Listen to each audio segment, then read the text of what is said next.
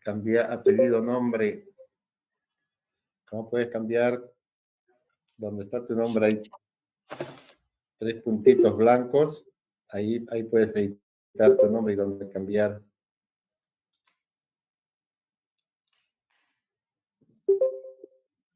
Rodrigo, apellido, nombre. ¿Quién será Rodrigo?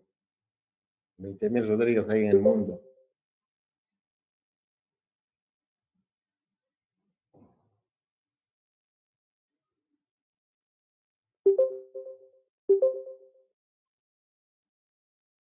Luis Espinosa Contreras, cambiar apellido, nombre. Omar Vargas, cambiar apellido, nombre.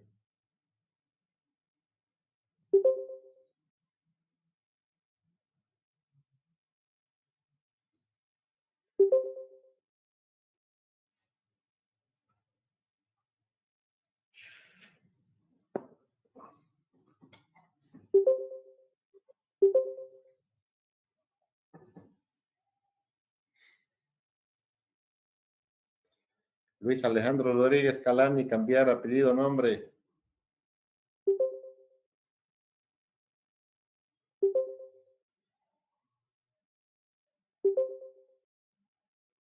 Jorge Luis, ¿quién será Jorge Luis? Apellido, nombre.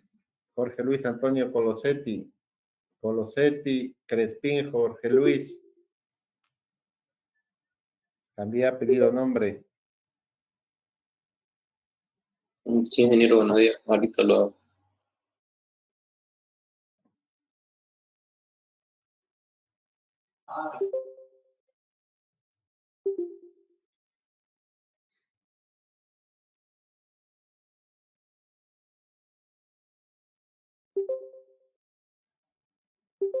Ronaldo, debe ser el jugador. Apellido, nombre. José Luis Vargas, apellido, nombre.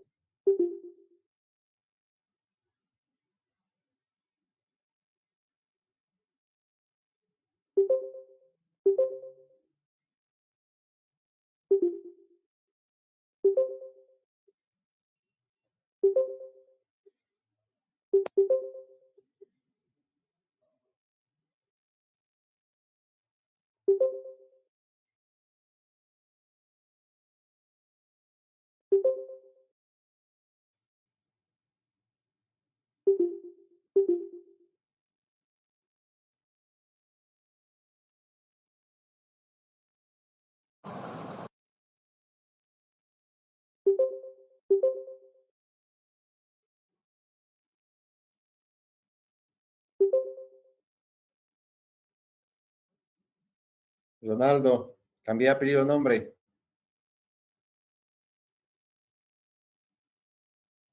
José Luis Vargas, cambiar.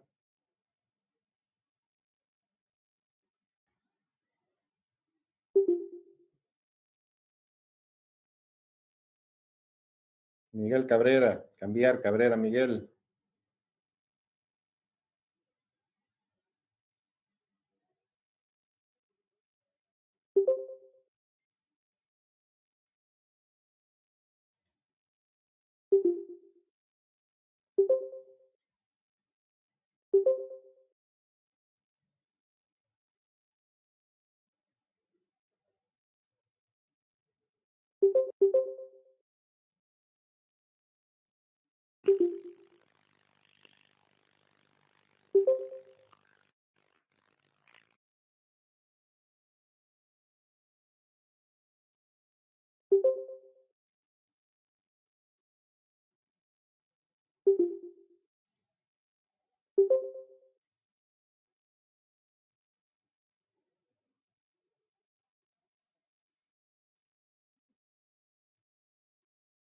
Ervin Muriel, cambiar apellido, nombre. Godoy D, ¿quién será Godoy D?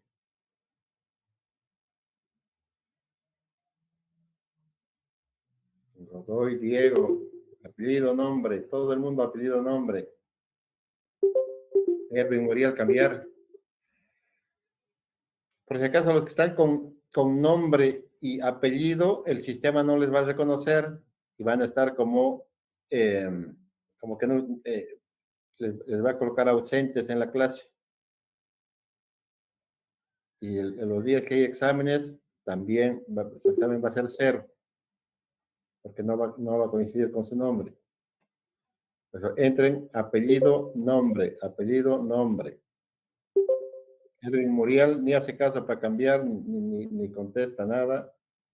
Es su problema, por si acaso. Después no va a estar llegando. Yo estuve en esa clase, estoy avisando clarito.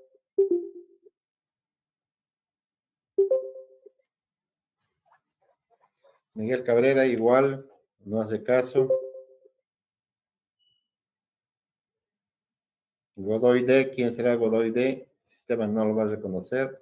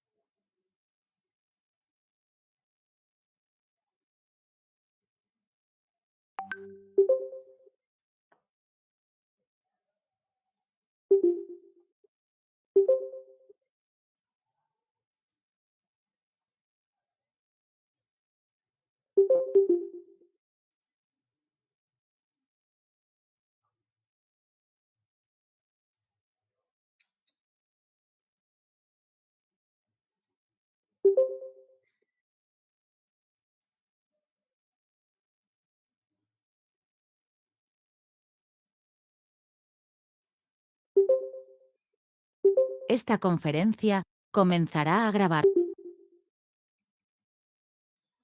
Buen día, jóvenes. Les he enviado esta mañana el material que debían haber leído para hoy día, pero yo les he enviado tarde, así que no hay ningún problema. Y les he enviado también el material para la siguiente clase, para la cual tienen que leer, porque cada inicio de clase vamos a tener un examen de control de lectura. No es de que si saben o no saben el tema. Control de lectura es solamente para verificar que han leído. Y lógicamente los controles de lectura al final tienen su valoración en la nota final. Como les estaba diciendo, para entrar a las clases tienen que entrar con apellido y nombre. Si entran con nombre y apellido, el sistema no les va a reconocer, los va a colocar como ausentes, como si no existieran. Así que, y modificar es muy sencillo. No necesitan salirse como muchos están saliendo y vuelven a entrar. Pero ya es un tema de ustedes. Después de cada capítulo terminado, vamos a esperar una semana y luego de esa semana vamos a dar un examen sobre ese capítulo. Por lo tanto, vamos a tener varios parciales y probablemente tengamos un final o ya no tengamos un final. La forma de evaluación es muy sencilla. Es una ponderación de sus exámenes, una valoración de sus exámenes de su control de lectura, más la asistencia y también el envío de sus tareas. Que llegado el momento, les puede ayudar a no aplazarse. Si tienen notas de 49, 48, 47, si han hecho algo de lo que deberían hacer, probablemente se les ayuda. Si no han hecho nada, obviamente se aplazará.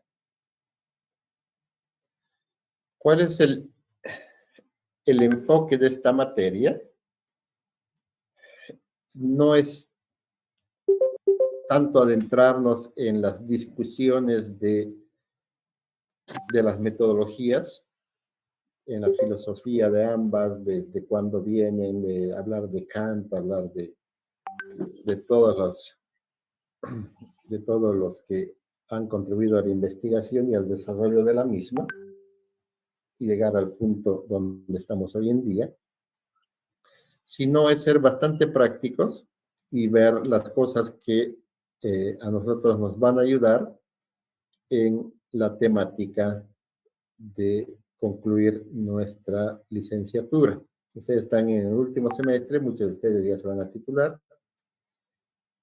Y lo que estamos haciendo, estamos incentivando a los alumnos como ustedes, que ya van a terminar, para que en función de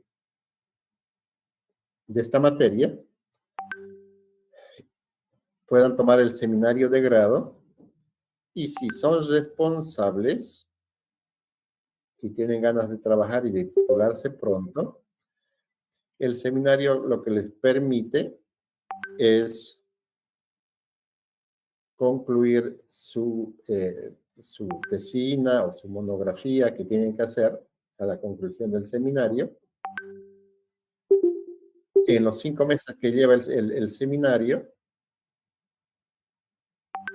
y poder titularse a la conclusión del seminario.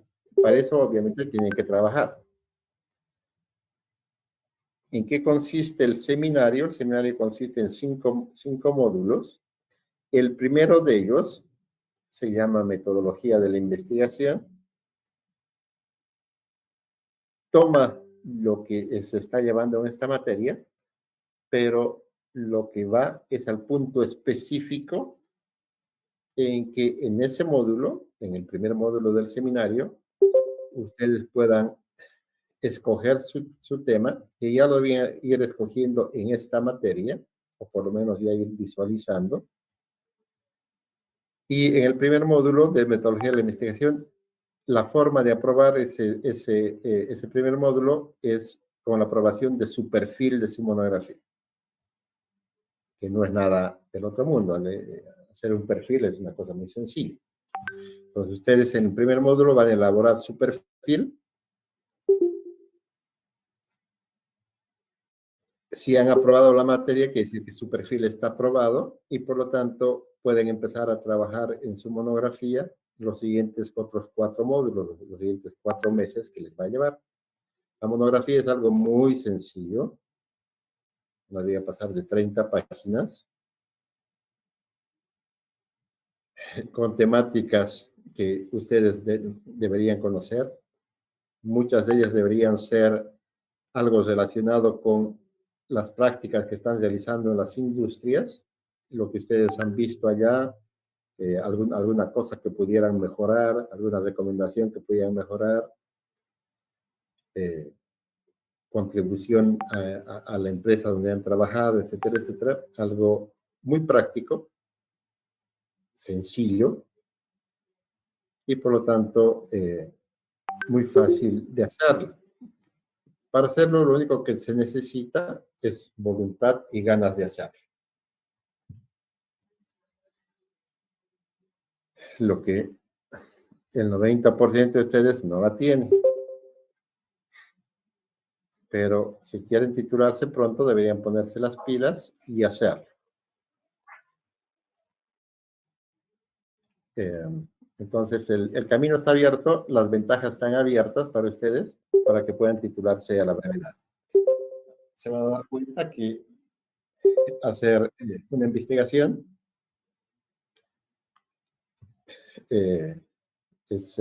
puede ser muy simple, puede ser muy sencilla, como puede ser muy larga, y puede ser muy tediosa también. Por eso es importantísimo, importantísimo conocer un poco los conceptos y sobre todo fundamental escoger el tema en el cual queremos trabajar. Y lógicamente mi recomendación es que ustedes escojan el tema de su monografía en algo que les guste y en algo que conozcan. Para todos los eléctricos, electrónicos, los temas de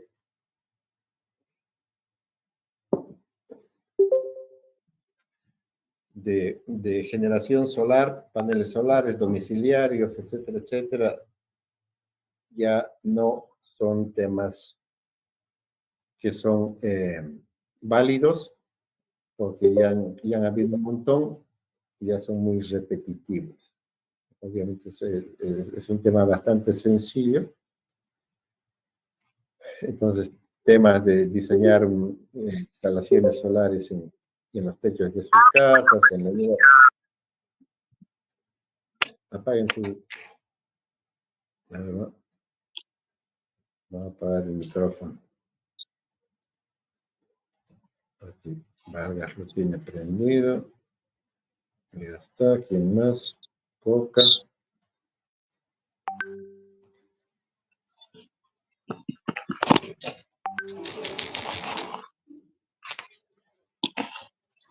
Coca y otro más.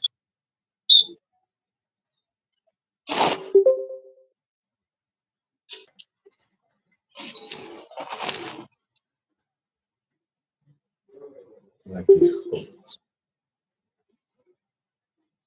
José Junior Valdivia, otro que es Villa.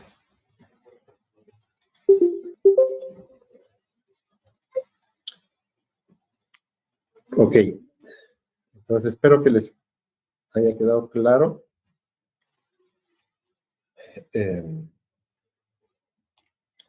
La materia es muy esclarecedora, este libro en el cual ustedes van a poder leer, se van a dar cuenta que es muy sencillo, es muy didáctico y define los conceptos en forma clara sin dar muchas vueltas ni muchas explicaciones. En nuestro primer capítulo vamos a ver un poco de qué se tratan los enfoques cuantitativo y cualitativo y el mix de ambos, qué similitudes tienen y qué diferencias tienen.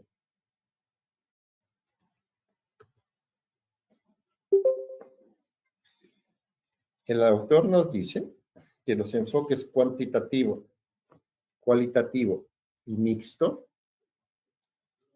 constituyen posibles elecciones para enfrentar problemas de investigación y resultan igualmente valiosos. Son, hasta ahora, las mejores formas diseñadas por la humanidad para investigar y generar conocimientos.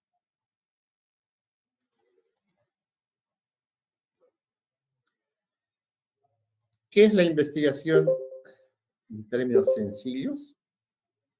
La investigación no es nada más que un conjunto de procesos sistemáticos, críticos y empíricos que se aplican tanto el proceso sistemático, el proceso crítico y la empiricidad al estudio de un fenómeno o a la solución de un problema.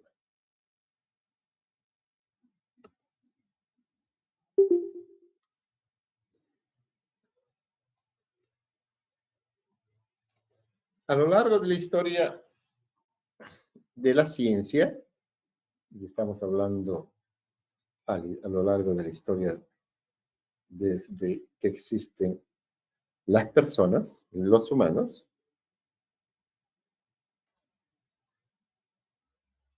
han surgido diversas corrientes de pensamiento, entre las cuales podemos ver el empirismo, el materialismo dialéctico, el positivismo, la fenomenología, el estructuralismo. Y a partir de ellas, diversos marcos interpretativos, como el realismo y el constructivismo, que han abierto diferentes rutas en la búsqueda del conocimiento. Un poco más de información sobre esta historia del desarrollo de la historia de la ciencia lo van a leer en el capítulo 1 que les he mandado, donde se van a, con un par de páginas que tiene de lectura ese capítulo, se van a poder adentrar y conocer un poquito cuál ha sido el camino que ha seguido el desarrollo de la ciencia hasta llegar a lo que hoy en día conocemos el enfoque cualitativo, el enfoque cuantitativo y el enfoque mixto, que es un mix entre el cualitativo y el cuantitativo.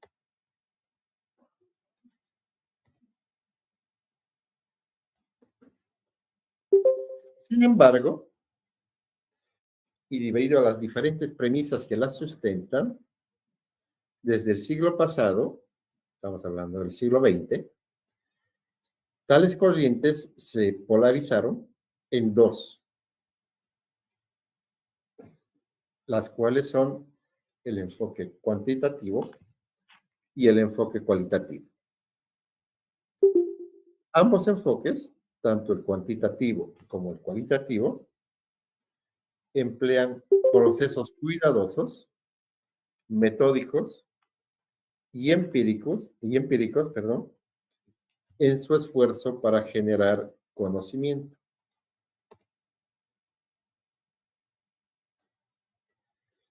En términos generales, estos métodos utilizan 5 estrategias similares y relacionadas entre sí. Es decir, estos dos métodos, el cuantitativo y el cualitativo, tienen estas 5 estrategias que son comunes para ambos enfoques. El primero, la primera, mejor dicho, llevan a cabo la observación y evaluación de los fenómenos. Vamos a observar el fenómeno o el problema y vamos a evaluar ese fenómeno o ese problema. Luego, vamos a establecer alguna suposición sobre lo que estamos observando y evaluando, o vamos a extraer algunas ideas de lo que estamos observando y evaluando como consecuencia de esa observación y evaluación realizada. Entonces, ya vamos a tener algún criterio de lo que está pasando o lo que creemos que realmente está pasando.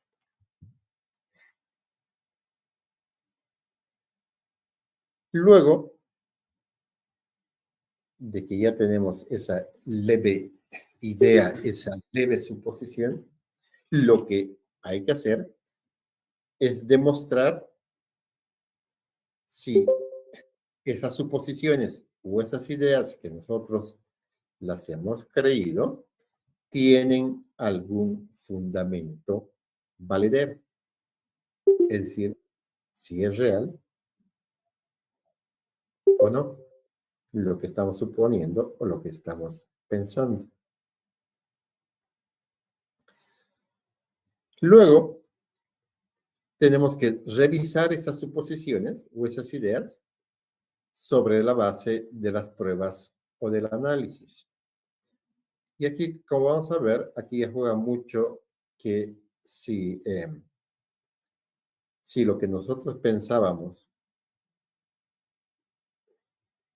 que en base a esa nuestra observación y evaluación, era lo que creíamos, pero probablemente sea todo lo contrario y que probablemente esté en contraposición a lo que nosotros realmente creemos, a lo que son nuestros principios y nuestros valores.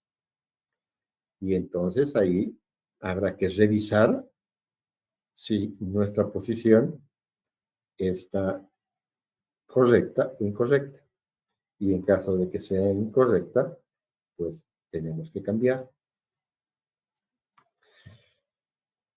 Y como quinta estrategia, a través de esa revisión de esas suposiciones, proponer nuevas observaciones y evaluaciones. ¿Para qué? Para esclarecer, o sea, para clarificar para modificar, en caso de que nuestras ideas y disposiciones estén erradas, y para fundamentar las suposiciones e ideas, o incluso para generar otras.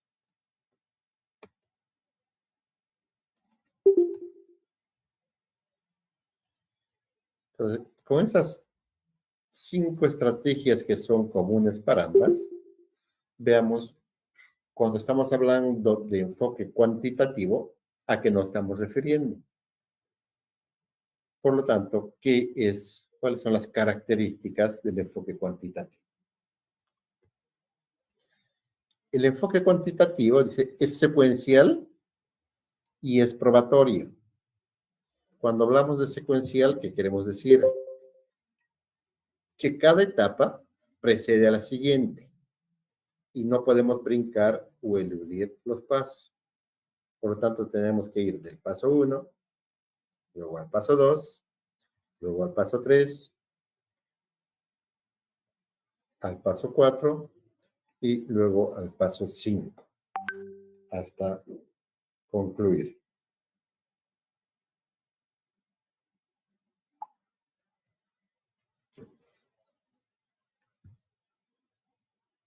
Por lo tanto, el orden es riguroso, aunque desde luego podemos redefinir alguna fase. Una vez que está delimitada nuestra investigación, y eso es fundamental, nuestra investigación tiene que estar acotada para que no sea demasiado grande y demasiado irreal o irrealizable. No podemos hacer una observación que abarque todo el mundo. Podemos hacer una investigación lo suficientemente acotada para que sea en la ciudad de Santa Cruz de la Sierra, en Montero o en la Universidad Gabriel de Moreno, etcétera, etcétera. Si no los temas, si no están bien acotados, no están bien delimitados, se van a hacer sumamente grandes y prácticamente imposibles de hacerlo. Entonces, una vez que hemos acotado adecuadamente lo que queremos investigar, vamos a derivar cuáles son los objetivos de nuestra investigación y vamos a formular las preguntas de investigación que yo quiero responder o que mi investigación debería responderles. Y para poder definir los objetivos de mi investigación y formular mis preguntas de investigación, lo primero que hay que hacer es hacer una revisión de la literatura. ¿Qué se entiende por revisar la literatura? Se refiere a que yo debo investigar hasta qué nivel de desarrollo tiene el tema, el fenómeno o el problema que quiero investigar. Y para eso, la única forma de hacerlo, para saber qué es lo que se ha hecho y qué es lo que no se ha hecho, es revisar sobre esa temática, qué es lo que, hasta dónde se ha llegado. Ese es un trabajo, hoy en día, mucho más sencillo para hacerlo, porque tenemos la computadora para hacerlo, para ir buscando sobre la temática y encontrar las respuestas que estamos buscando. Pese a ello, ustedes saben que si ustedes ponen una búsqueda en Google van a encontrar millones de respuestas a cualquier pregunta a ustedes que lean en Google. Entonces, lo que hay que hacer en la revisión de la literatura, lógicamente, es acotar las preguntas, buscar en los sitios apropiados y hacer un trabajo que nos lleve a las cosas concretas. Por supuesto que también hay que revisar la literatura especializada, buscar en revistas, en libros, etc.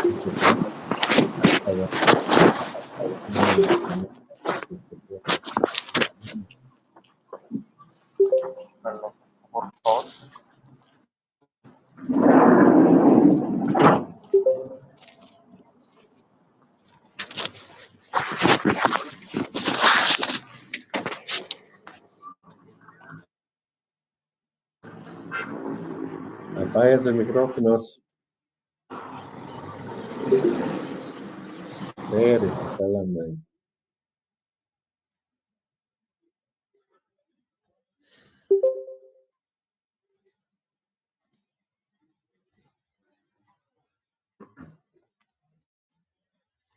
Y una vez que hemos hecho la lección de la literatura, ya podemos elaborar, construir nuestro marco teórico en el cual se va a basar nuestra investigación, que nos va a dar el puntapié inicial a partir de dónde empezar y cómo hacerlo. Parecería sencillo hacer la revisión de la literatura, y en realidad es sencillo, pero lógicamente toma su tiempo. Y es donde más fallan ustedes. Como no les gusta tomarse el tiempo, entonces sus trabajos no tienen la adecuada revisión literaria, no está acotada con todas las investigaciones que se han hecho. Y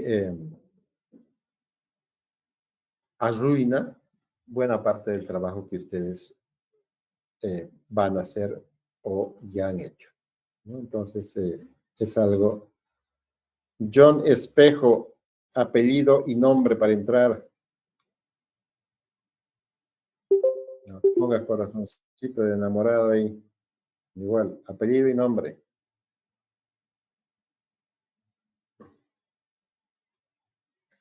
Una vez que hemos formulado nuestras preguntas de investigación, como efecto secundario de la formulación de nuestras preguntas, ya podemos establecer nuestra hipótesis. No se olviden que la hipótesis es algo que pretendemos demostrar a través de nuestra investigación. Y a través de nuestra hipótesis podemos determinar las variables con las cuales vamos a trabajar. Luego de esto trazamos un plan para probarlas, es decir, va a ser el diseño de nuestra investigación, cómo lo vamos a hacer, es decir, cómo voy a recolectar la información,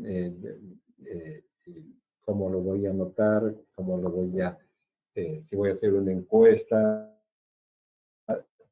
hacer mi encuesta, diseñar mi encuesta, luego recolectar la información, cómo la voy a recopilar, luego cómo la voy a integrar, etcétera, etcétera. Luego se miden las variables en un determinado contexto. Si hago mediciones, entonces tomaré mediciones de temperatura, por ejemplo, precipitación fluvial durante meses, ahí analizaré, luego juntaré esa información para luego analizarla.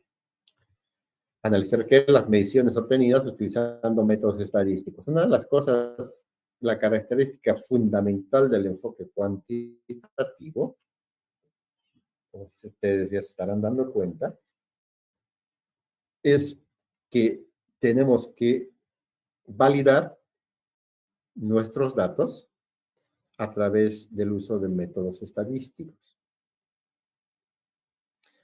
Sean encuestas que hagamos, sean datos que tomemos, entonces esa información tiene que ser validada usando algún método estadístico que nos diga que nuestros datos están correctos para que nuestras conclusiones sean verdaderas. Y una vez que hemos validado esa información a través de la estadística, que no se la puede eludir, ya podemos sacar las conclusiones de nuestra investigación.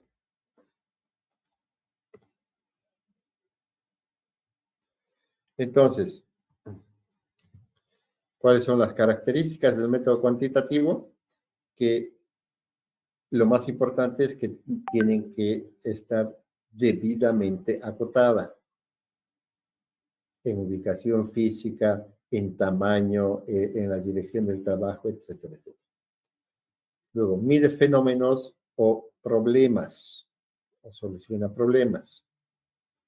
Utiliza la estadística, sí o sí, para validar nuestra información, nuestros datos. Y a través de la prueba de nuestra hipótesis, se sacan las conclusiones. El proceso con el cual podemos trabajar en el enfoque cuantitativo puede ser el de tipo deductivo. Vamos a deducir a través de los resultados de nuestras mediciones, de nuestros análisis. Puede ser secuencial, puede ser probatorio o a través del análisis de la realidad objetiva. ¿Cuáles son las bondades, las ventajas que tiene el método cuantitativo? Que nos permite generar los resultados. Si voy a una investigación en la Chiquetanía, por ejemplo, puedo generalizar esos resultados a sitios similares que tengan características similares a lo de la Chiquetanía, temperatura, precipitaciones, características del suelo, etcétera, etcétera. Entonces, puedo llevar ese mi estudio a cualquier lugar del planeta para validar esa información. La segunda es que nos permite controlar esos fenómenos o nos permite solucionar los problemas que queremos, que hemos encontrado. Tiene alta precisión porque están validados a través de procesos matemáticos, a través de procesos estadísticos. Se los puede replicar, como dijimos, esos resultados se los puede generalizar y por lo tanto los podemos replicar en otros sitios que tengan las condiciones similares. Y también nos permiten hacer predicciones a futuro.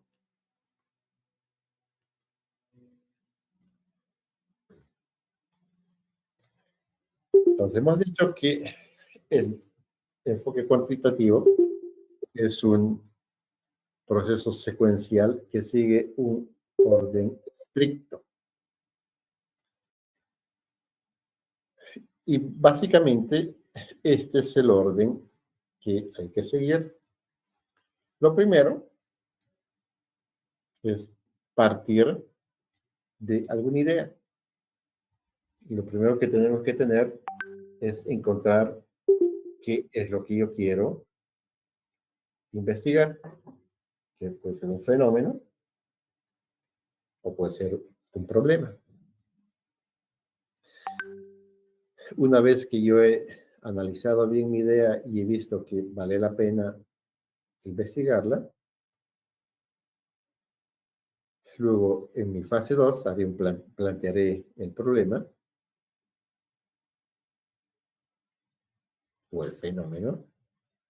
Luego de haberlo planteado, haré la revisión de la literatura para ver ese problema o ese fenómeno, hasta dónde se ha investigado, qué es lo que se ha investigado, si es mucho o es poco, o no hay nada. Y a través de esta revisión de la literatura, yo desarrollaré mi marco teórico. No se olviden, si ya está investigado, no podemos volver a investigar, pero sí podemos hacerle variaciones a esa investigación.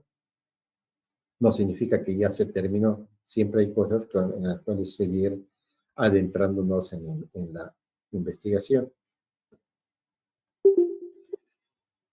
Una vez que hemos desarrollado nuestro marco teórico, luego pasaremos a visualizar cuál va a ser el alcance de nuestro estudio, hasta dónde queremos nosotros estudiarlo.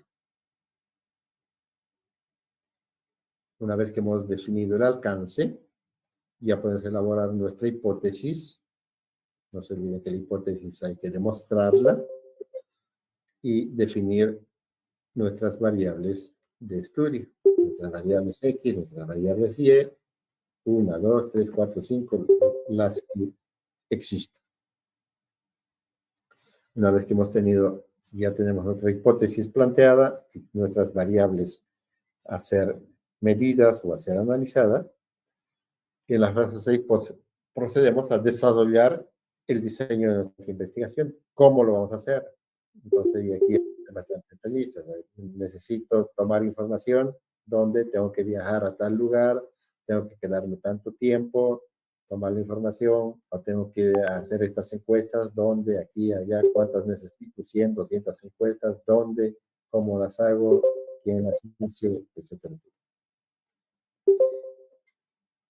Una vez que he hecho he desarrollado cómo voy a hacer mi investigación, ya hago la definición y la selección de la muestra, empezaré a tomar los datos, a recortar la información, a, a ir a encuestar, etcétera, etcétera.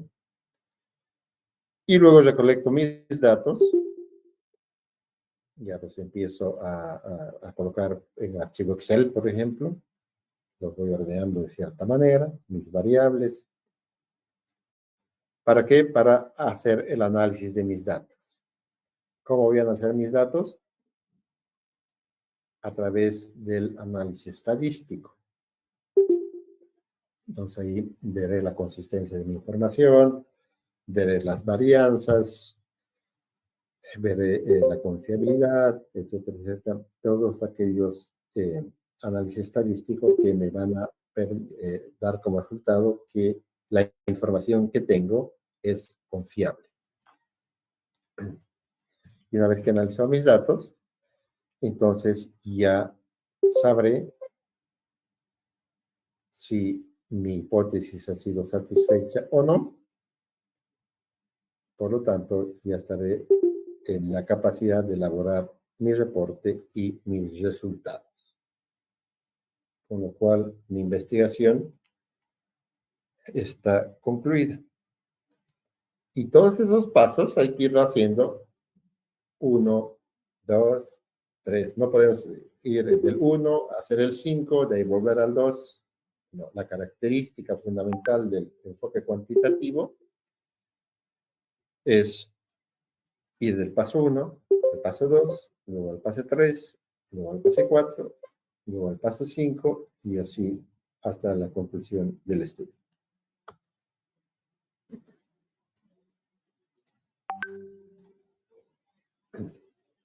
¿Cuáles son las características del enfoque cuantitativo?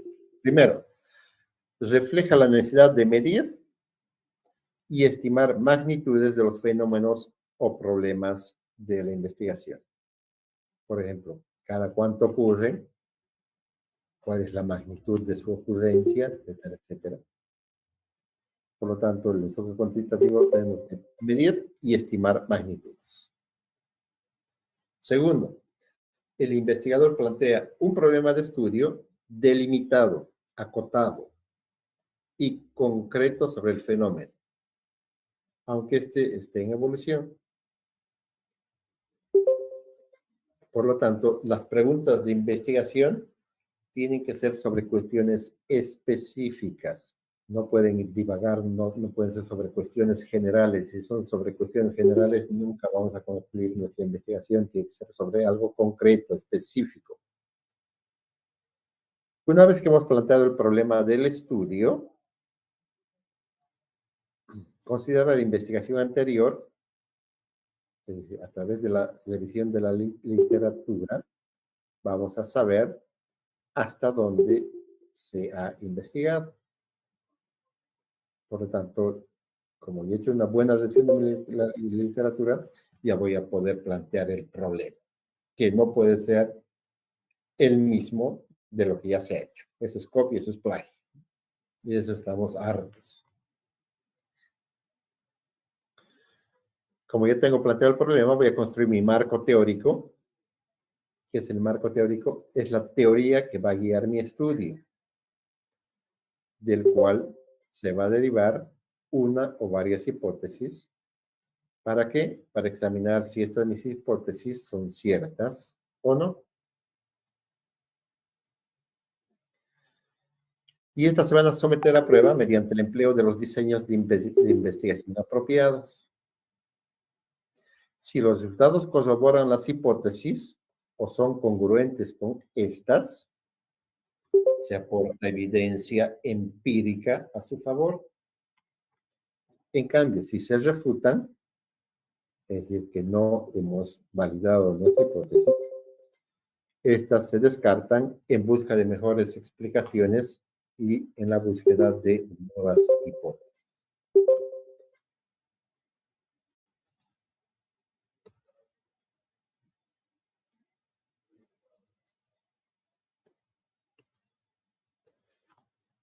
De esta forma, nuestras hipótesis, que son nuestras creencias, es lo que creo que debería pasar, se deben generar antes de recolectar y analizar los datos, no después. Por eso la importancia de la secuencialidad de la información del enfoque cuantitativo. Una vez que yo tengo planteada mi hipótesis, empiezo a recolectar la información, los datos, los cuales nos van a fundamentar en la medición de nuestras variables o de nuestros conceptos contenidos en las hipótesis. Para recolectar los datos, se deben usar procedimientos estandarizados y aceptados por una comunidad científica para que la investigación sea creíble y sea aceptada por otros investigadores. Aquí hay que hacer un pequeño paréntesis. En una investigación científica, para que ésta tenga una validación internacional, lo que tiene que hacerse es que esta investigación esté publicada en revistas que sean reconocidas en la investigación. Y entonces yo tengo que mandar mi investigación a una revista. Ellos mandarán a expertos, a otros investigadores, para que vean la investigación que he hecho, y ellos analizarán todo lo que yo he hecho. Si lo he hecho bien y mis conclusiones son interesantes, o sea, tienen relación con lo que he investigado, entonces los expertos avalarán mi investigación y recomendarán la publicación de la misma.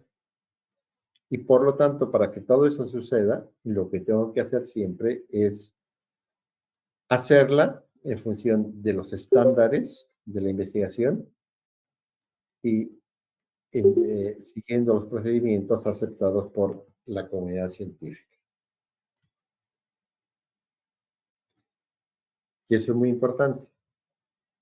Entonces, para que sea medible, los fenómenos estudiados deben poder observarse o referirse al mundo real. Yo no puedo proponer una investigación del alma, por ejemplo, porque no la puedo medir. No puedo medir de qué tamaño es el alma, ni qué consistencia tiene, ¿verdad? Entonces, en la investigación cuantitativa, tiene que ser algo medible, por lo tanto, tiene que ser algo que exista, algo que sea real. Por lo tanto, tampoco podré investigar fantasmas, porque no lo puedo ver, no lo puedo tocar, no lo puedo medir. Luego, debido a que los datos son productos de las mediciones, estos, lógicamente, se van a explicar en números, o sea, en cantidades. Y estos números, o estas cantidades, deben ser analizadas con métodos estadísticos para ver la consistencia de esos números y de esas cantidades.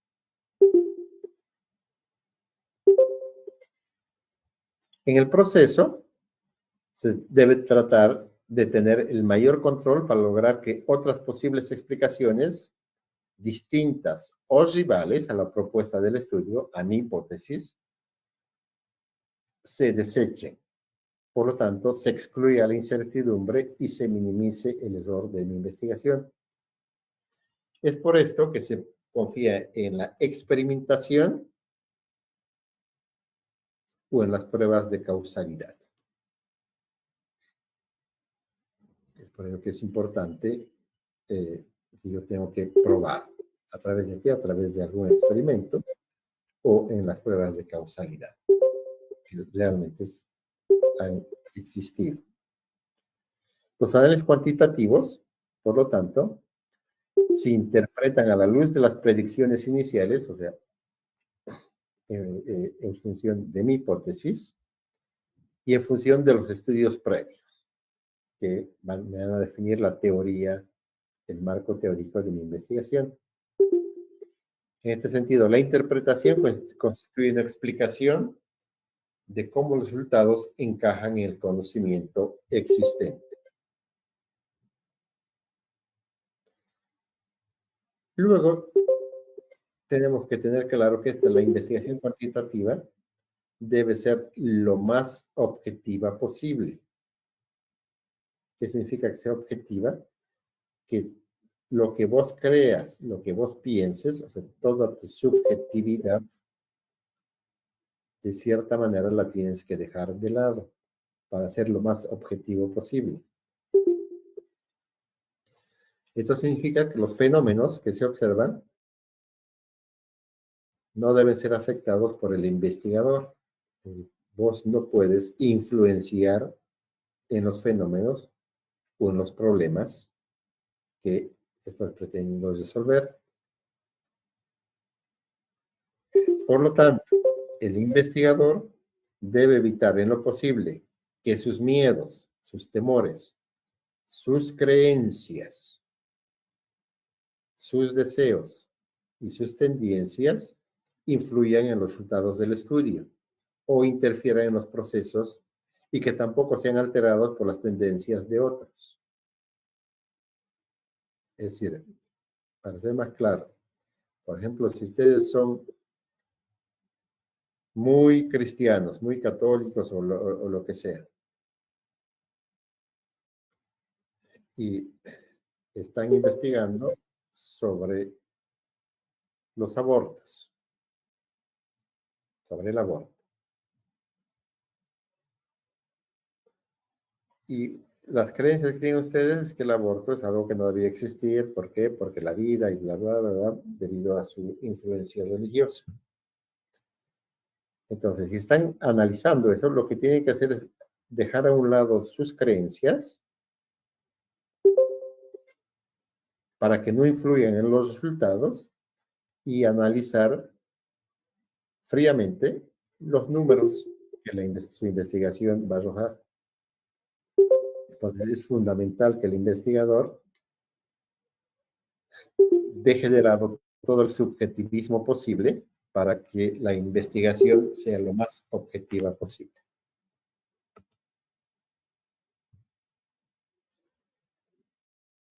Hemos dicho que los estudios cuantitativos siguen un patrón predecible y estructurado. Es el proceso de la investigación. Se debe tener presente que las decisiones críticas sobre el método se toman antes de recolectar los datos o la información.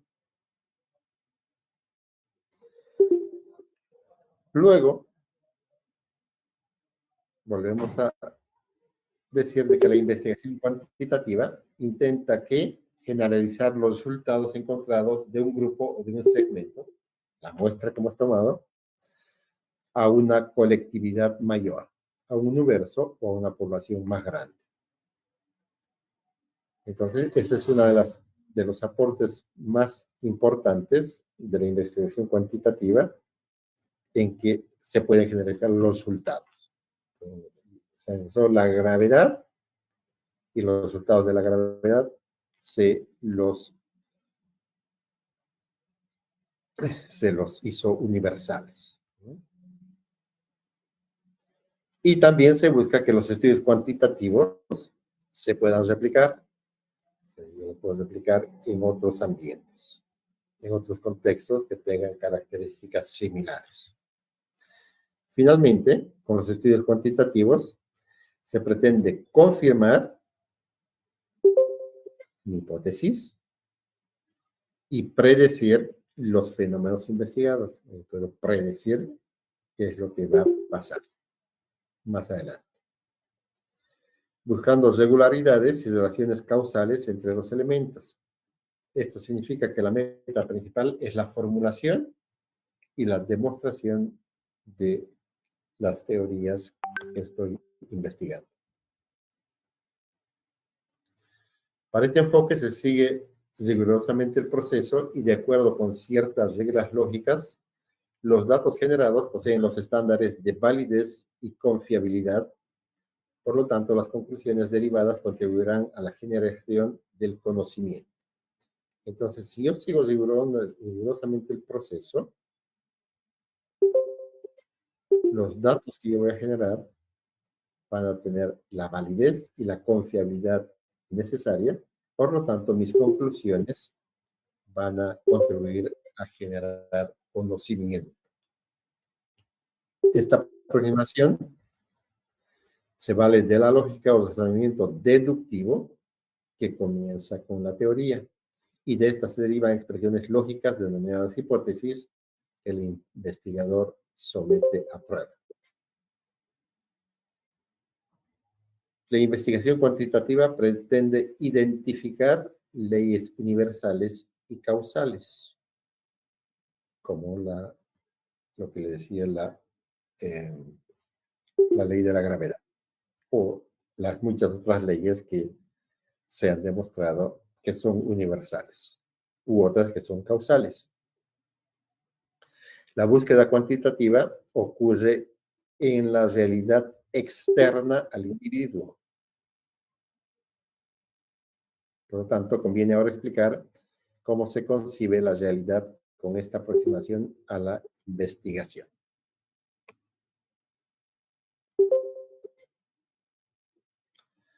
Para este fin, utilizaremos la siguiente argumentación basada en Grinnell y Creswell.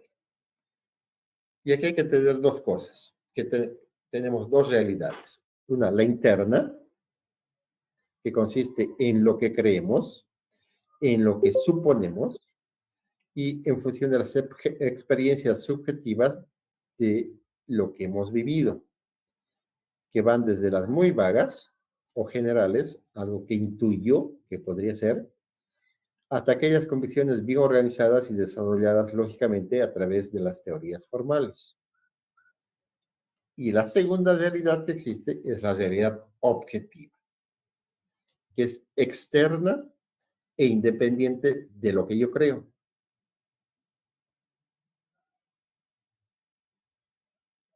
La autoestima, una ley, los mensajes televisivos, una edificación, el SIDA, etcétera, etcétera, etcétera. Todas ellas ocurren, es decir, cada una constituye una realidad a pesar de lo que pensemos de ellas. Volviendo al tema del aborto, que el aborto esté legalizado o no legalizado, que yo esté a favor o en contra del aborto, no hace diferencia porque el aborto existe.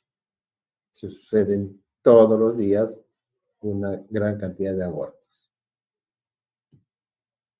Pese a lo que yo crea o no crea que debe hacerse sobre él. Entonces, esta realidad objetiva es susceptible de conocerse.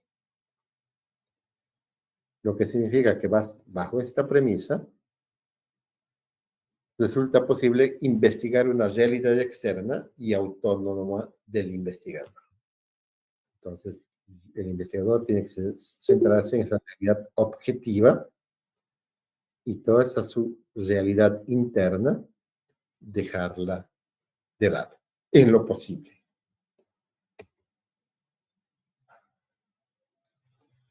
Por lo tanto, se necesita comprender o tener la mayor cantidad de información sobre la realidad objetiva. Conocemos la realidad del fenómeno y los eventos que la rodean a través de sus manifestaciones.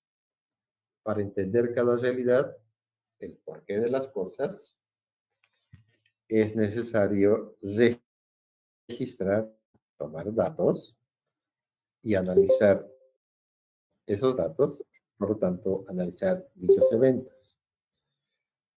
Desde luego, en el enfoque cuantitativo, lo subjetivo existe y posee un valor para los investigadores.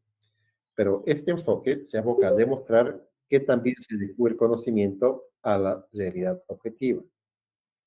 Documentar esta coincidencia constituye un propósito central cuantitativo que los efectos que consideramos que provoca una enfermedad que captemos la relación real entre las motivaciones de una persona y su conducta, que un material que se supone posee determinada resistencia auténticamente la tenga, entre otros, por ejemplo. Y eso es lo importante de la investigación cuantitativa.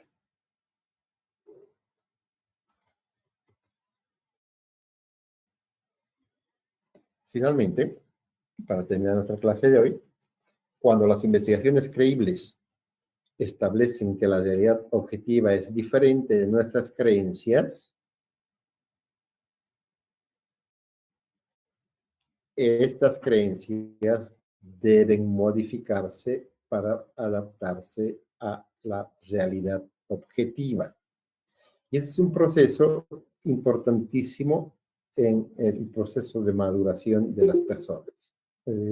Nosotros tenemos un montón de creencias, hemos sido criados con un montón de creencias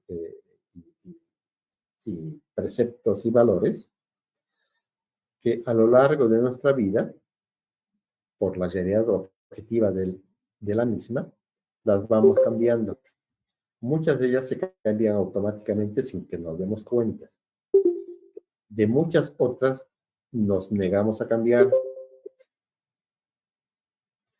Y cuando existe la negación al cambio, entonces ahí existe un estancamiento en cuanto al crecimiento como persona.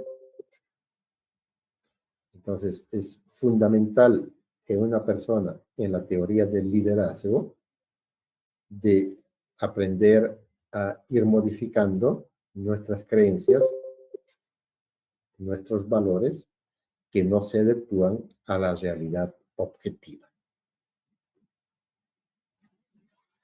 La realidad no cambia, es la misma. Lo que se ajusta es el conjunto de creencias e hipótesis del investigador y, en consecuencia, lo que se ajusta es la teoría. Bien, muchachos, no sé si tienen alguna pregunta.